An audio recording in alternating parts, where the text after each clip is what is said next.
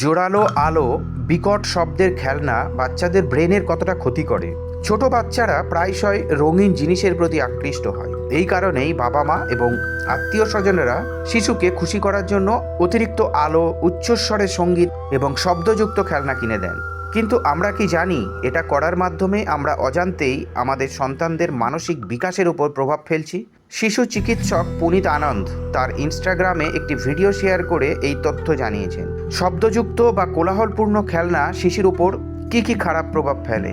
Doctor Punit আনন্দ ব্যাখ্যা করেন যে উজ্জ্বল রঙিন আলো এবং উচ্চ শব্দযুক্ত খেলনা একটি ছোট শিশুর স্নায়ুতন্ত্রকে উত্তেজিত করে, উদ্দীপনা বাড়িয়ে দেয় এবং তাকে খিটখিটে করে তোলে, যা তার ঘুম, কল্পনাশক্তি দুর্বল এবং শেখার ক্ষমতার উপর খারাপ প্রভাব ফেলে।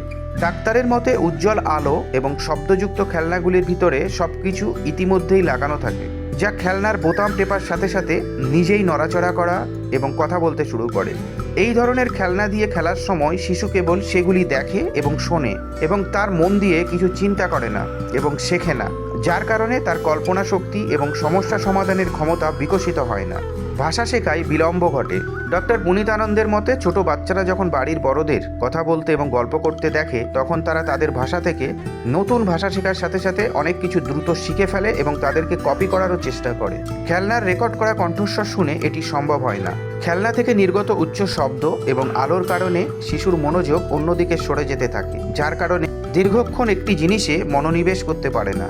এই ধরনের শিশুদের পড়াশোনার সময় পরে মনোযোগ দিতেও সমস্যা হয়। ডক্টর পুনিত বলেন যে উচ্চ শব্দযুক্ত খেলনা শিশুকে শেখার এবং মানসিক বিকাশের পূর্ণ সুযোগ দেয় না। ডাক্তারের পরামর্শ, উচ্চ শব্দযুক্ত খেলনার পরিবর্তে শিশুকে খেলনার জন্য সহজ খেলনা দিন। যতটা সম্ভব শিশুর সাথে কথা বলুন, তাদের চোখের দিকে তাকান এবং হাসুন, তাকে গল্প বলুন।